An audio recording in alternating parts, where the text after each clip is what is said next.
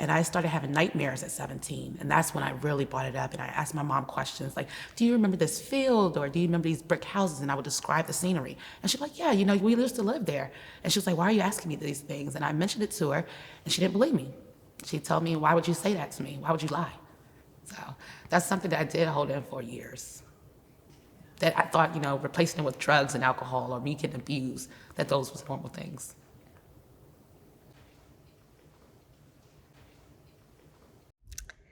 Hey, thank you so much for being with us today. We're going to jump right in here, and I'm going to ask you, if you don't mind, just to start by basically introducing yourself, name and where you're from, just a little bit of a bio. Okay, my name is Mirakle Harris. I'm originally born in Columbia, South Carolina. I've been living in DC area since probably 5 years old. And I'm excited to be here today to share my story with you. Excellent. So with your story, knowing that we're going to be hearing your story in a couple minutes here, what is your intention in going public with your story? And so that I can help other people heal. I've been through everything on my own. I had no confidant or anyone to help guide me or give me encouraging words. So just putting myself out there as a vessel to help heal as many people as I can.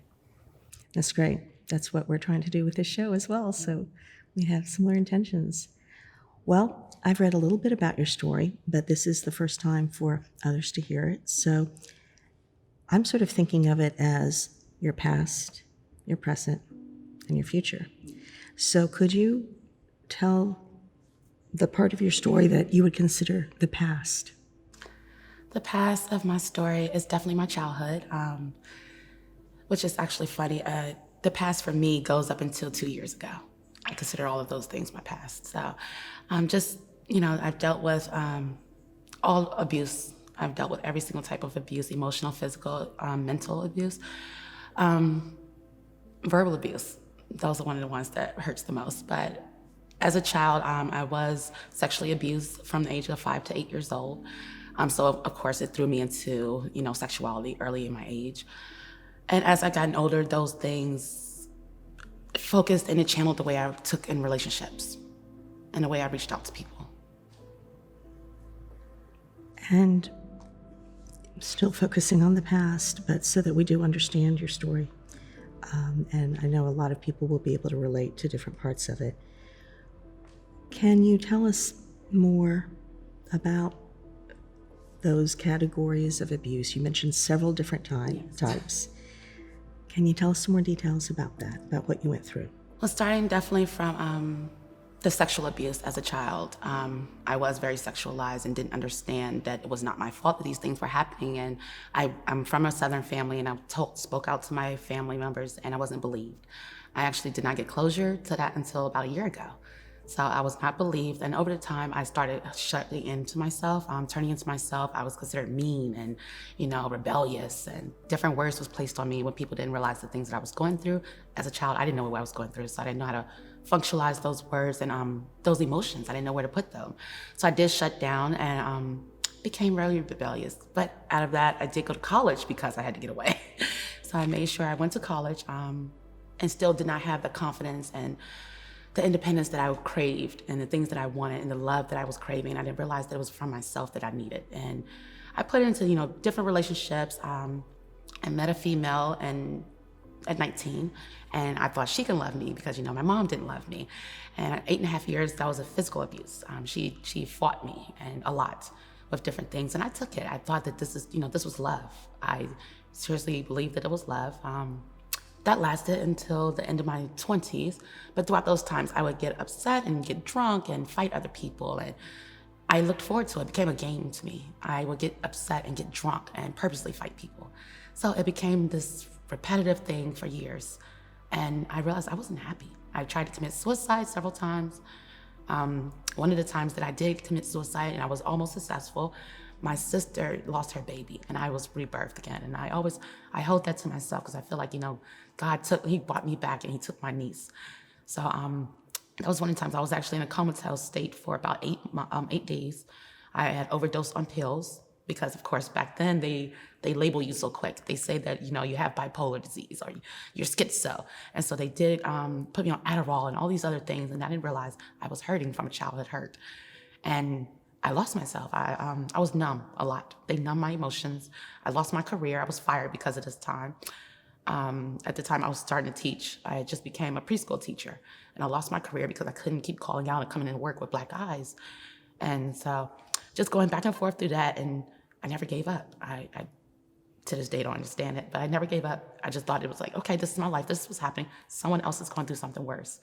And I didn't realize that I was allowing these things to change my life and to make me feel negative and medicine. And I mean, it was literally to the point, if any emotion I felt, there was a pill for that. And I didn't know who I was at the time. Wow. You've been through a lot. And it sounds like a lot of chapters.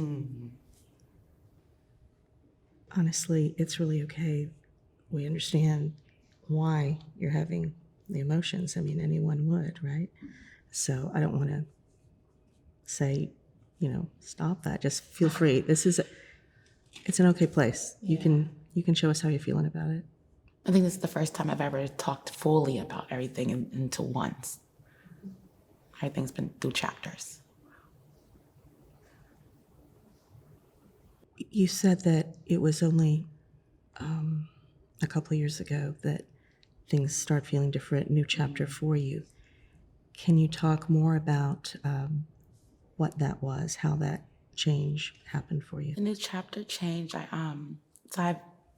I've gotten to health issues. Health issues came into play. So I realized I had to take life more serious. I started working out more, focusing on what I ate in my body. And I am full vegan. And I did have an experience 2 years ago. I went to a Topgolf establishment and I ordered a vegan burger and they gave me an Angus beef burger. And I didn't realize until after I ate it, of course, twisted my intestines like a pretzel. I had an allergic reaction to it. So I almost passed away then in the hospital. I was there for about 2 weeks. I had blood issues and I had to take iron, and they realized that I don't have any bone marrow. So I dealt with that. And thankfully that happened because I didn't realize that I was actually very sick. And it was like, if you didn't get the beef burger, you would have never came to the hospital. And it was to the point my blood was so bad that I could have had any small cut. I could have bled out and died. So thankfully I did make it to the hospital then, but I fought through that and I really focused on things I was putting in my body, working out more and being physical. And then quarantine happened last year. I started my own company. I make crystal jewelry, and I sit for long periods of time. And I didn't realize that I was overworking myself, and I ended up having a blood clot in my leg. Didn't know what a blood clot was. It spread to my lungs, so I thought I had COVID, and I rushed to the hospital. I couldn't breathe. And it turned out that the blood clots had spread, and they told me, Miracle, you have to have surgery within 3 hours or you're not going to survive the night. And I died on the table. So that was my first time dying. I died on the table during surgery. I remember everything up to the moment. And then I was in a coma. They brought me back. And I was in a coma for about 5 days. And then I woke up and had a heart attack at 34 years old. I woke up and had a heart attack, and then I was in the hospital, and I was considered the miracle case. This literally happened last year, November in 2020. I was the miracle case at the hospital. They have no idea. Within a week, I died twice and comatized, and I had to teach myself how to walk again, and I got out on my birthday. That was my birthday gift. I was able to go home, and that changed a lot. Genuinely, when you pass away, the worldly things doesn't even matter. You just want to be right within your spirit, because I was thinking about, did I clean my room? What is my boss going to say? I'm not going to make it to work tomorrow. So those things, if you really are so focused on things that are happening in your day-to-day life, the materialistic stuff, that stuff doesn't go with you. And I want to reach out to everyone to let them know that story.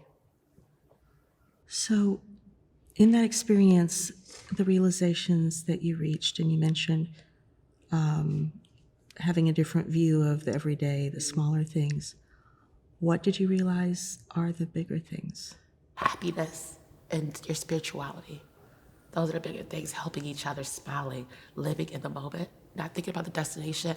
And I feel as humans, we think so much about the destination and where we should be in life and are we doing the right thing? Just living it now. It's all about the journey. Because any moment, anything can happen, you can leave. Had you been a spiritual person prior to that, or how would you describe your spirituality or your upbringing in terms of religion and spirituality? I was raised Christian from childhood. I mean, my mom was serious.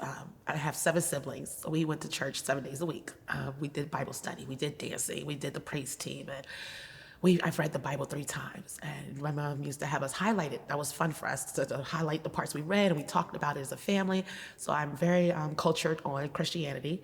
In my abusive years of my relationship with a female, from 19 until 28, I went from everything from Christianity to I got obsessed with just stalking all religions. I read Buddhism, I read the Quran, I read so many things. I was obsessed with YouTube and just trying to figure out who I am and what should I be following and which one is correct. And I went through that phase of knowing I needed facts, which religion is correct. So it became the point that I was just atheist.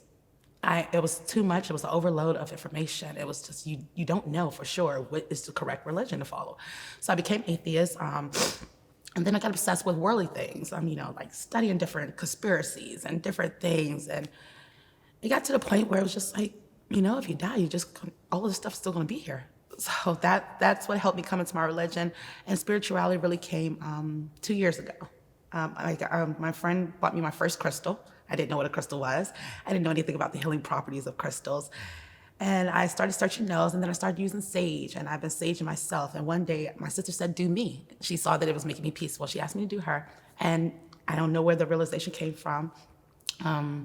But as I'm reading her, I told her she was pregnant, and it was her first child. And she had no idea. She cried, and she just kept looking at me and was like, how did you know that? And so she took a test, and she actually, in fact, was pregnant. And this is this is her first child, so she was really excited. And then all my friends started seeing me doing it, and they were like, do me, do me. And I started telling my friends things that they were going through, and I didn't understand where this gift was coming from. My mom's always said I had a gift. I know now it's from my grandmother. She used to be able to read people. But all of my friends, I did over about 300 different people before quarantine started. And they were just like, are you at the house? Can I come over? And they were just coming over just to get a reading from me. And then it turned into quarantine shut down, scared to be around people. So I just started making crystals. And now I've sold and healed to over 48 states in the country, as well as Japan and Belgium. So I'm excited to reach out. I do readings now. I do oracle readings. I do not do tarot, but I do readings, and it's changed a lot of people. A lot of healers come to me, and they said that I'm changing them and their gift, that they're helping other people. So mine is more so like a life plan. I don't let you just come, and I don't tell you what you're just going through. We have a plan, and we have a focus and a goal by the time we finish our reading. And a lot of people have been changing. I have people moving across the country. I have people getting out of failed marriages. Leaving the past behind. I have people just changing so much and realizing it is possible to change your life. It doesn't matter your age. Most of my customers are in their late 40s or early 50s, and it's things they're talking about, like, being molested and things that they couldn't talk about as a child. And I want to make that normal. It should be normalized that we're talking about our hurt. Yeah, absolutely. It's just interesting hearing you talking about your early years, your family calling themselves Christian and all of these things, and yet those were the same years that you were being so abused. And so what strikes me is a certain hypocrisy there. Yeah. And I actually, I didn't say any, my siblings knew when I was a child because it happened between the ages of 5 and 8, which I remember the scenery so vivid. But between the ages of 5 and 8, and by the same person, who was my sister's godbrother, that he was a teenager at the time. So I don't know, I think because I was a child, I blocked it out. And I started having nightmares at 17. And that's when I really brought it up. And I asked my mom questions like, do you remember this field? Or do you remember these brick houses? And I would describe the scenery. And she's like, yeah, we used to live there. And she was like, why are you asking me these things? And I mentioned it to her, and she didn't believe me. She told me, why would you say that to me? Why would you lie? So that's something that I did hold in for years. That I thought, replacing it with drugs and alcohol or me getting abused, that those was normal things. You've referred to your sibling or more than one siblings a few times. Did they have similar experiences as you did? They didn't. I never understood why. It was just me. We've talked. Even as adults, we're really close now. All of my siblings are really close. But it didn't happen to them. That's why they couldn't believe that it happened to me. So it was happening to you in a way that they weren't actually witnessing it, or they were in denial about it. They weren't witnessing it. They would be in the same household, but didn't understand that I asked to go to the bathroom and this was happening to me upstairs. Have you, over time, since you yourself have been going through healing process and the different chapters, Have you gotten to know other people who have gone through similar Yes. experiences? A lot. Mostly, and it's the main reason I try to tell my story as much as I can. Most of the women are in their late 40s, and they've never told anyone. It's the generations. It's the generational curses that we have to break. A lot of people that are in their late 40s that were molested, they were told they couldn't talk about it. They were told that's not okay. They were told it's their fault when they were younger. If you look at the decades of the years, that's what's been happening. So, in retrospect, what do you think it is about that particular age, late 40s? Because their parents were molested and they won't say anything either. It was a secret. My mom has told me last year the reason she was so upset with me is because it happened to her, and she was told by her mom from the 1927 my great grandmother was made. She was told by her mom, "You're supposed to keep that a secret. It happens. It's okay. Let it go." Wow. And you'll be surprised how many times I've heard that. Wow, it's almost as if you, using your own experience, sort of being self-taught in a way, you've almost become a therapist for those families or for others. What do you think the best advice is that you could give parents who have these kinds of questions? Allow yourself to make mistakes. You're never going to be perfect. I'm not a mom. Not yet. I'm not a mom, but allow yourself to make mistakes. I see parents, they nitpick and they just be on edge and they just think they're always messing up. Life is messy. Just allow it to happen. Be in open communication with your children. I imagine I don't know if they're watching right now, but there are certainly many children out there that are going through similar experiences as what you went through. What do you think is the best thing you can tell them? Is to never give up. Get your voice out there. I don't care if you need to write or you need to talk to someone. You got to move. You have to move. Life changes. You have to do those things to be you, because do not give up. And it breaks my heart, especially the children that we're losing to suicide and they don't feel they belong. I've been there, so it gets me. I've been there. And if I would have killed myself years ago, I wouldn't be here to share my story.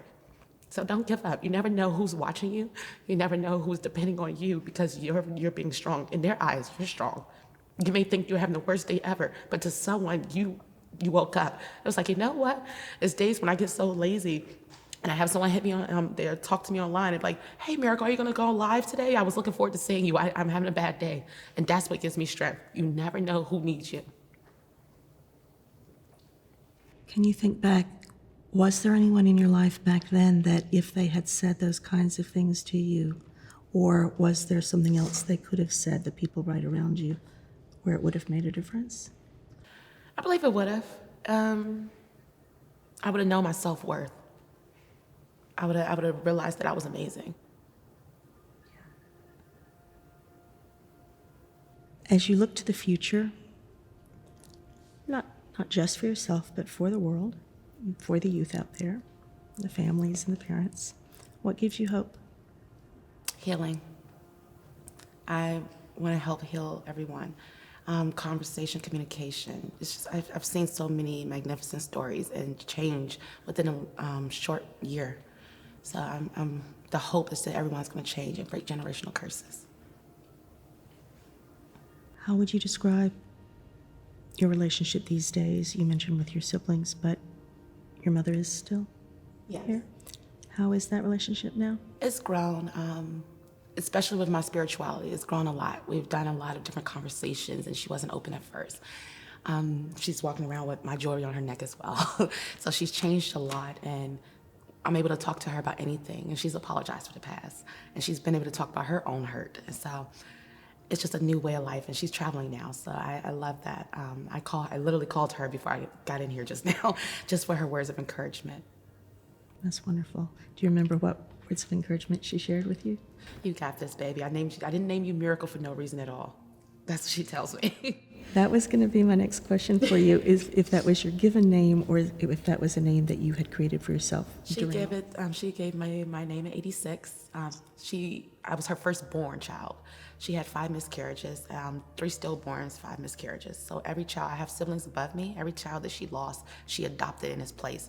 So when I was born, I already had 3 or 4 siblings already. So we didn't know until we were older that, some of us were adopted. But I was her firstborn. She named me Miracle with a K. To this day, it's like 12 reasons why she doesn't know. She doesn't know. But Miracle with a K, and that's been hers. She always tell me something special about me. She put that name for a reason. Wow, that's amazing. Is there anything that we haven't talked about that while you're here with us that you would like to say and share? Man, I don't know, I just feel so free right now. I mean, just definitely encouragement, and everyone just keep hope. Like, you have to keep going. You can't give up. There's always someone else that is having a worse day than you are. Gratitude and kindness. You cannot be fearful and grateful at the same time. I've tried it. You have to be gratitude and grateful. And you did mention feeling free right now. Do you think that actually talking about your own experiences is part of that? It is. It's like a weight off my shoulders each time. That's when I came in and this is a safe place. Oh, I've been through so much. I don't care. I can talk about it all. I can meet complete strangers. Actually, I did on the plane. I can meet complete strangers and tell them my story. If it gives any type of spark towards their life, I'm willing to share. That's great. That does give hope for the future for everybody. Well, as you know, we're called Confession Box for a reason. So now would be the time that if you don't have anything else you feel that you want to share at the moment, for you to open up the box and pick out a word and show it to us.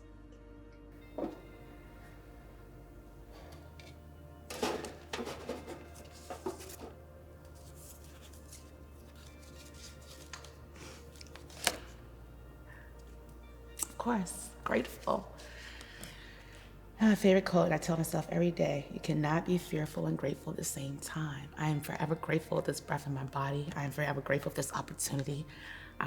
Even running late, I would never miss it. I don't care if it would have been tonight, I would have made it here. I am grateful for everything that my life has given me right now, every opportunity, every vision, the way I'm seeing things differently. It's like my eyes have never worked before. I'm very grateful for everything that I have in my life. Gratitude. You would actually use that word at least once and maybe a few times in our conversation. Exactly. So in that case, do you feel that that you would like to go on and put that word back in there, or hang on to it and do more with it? It's sort of up to you. I mean, I could put this one back in there. I am grateful. I can put this one. It's just amazing. Those type of affirmations happens to me all the time. Grateful. All right. So did I put it back? I think so. Yeah, go on and put it back. And we're grateful that you came. I've been wondering which word I would get, and I'm excited for that one. That was a good one. That seemed to be a perfect match Yeah. for you. Again, we're very grateful that you came and told your story, and very best to you as you continue the work, your journey, and continuing to tell your story. Thank you. Thank you.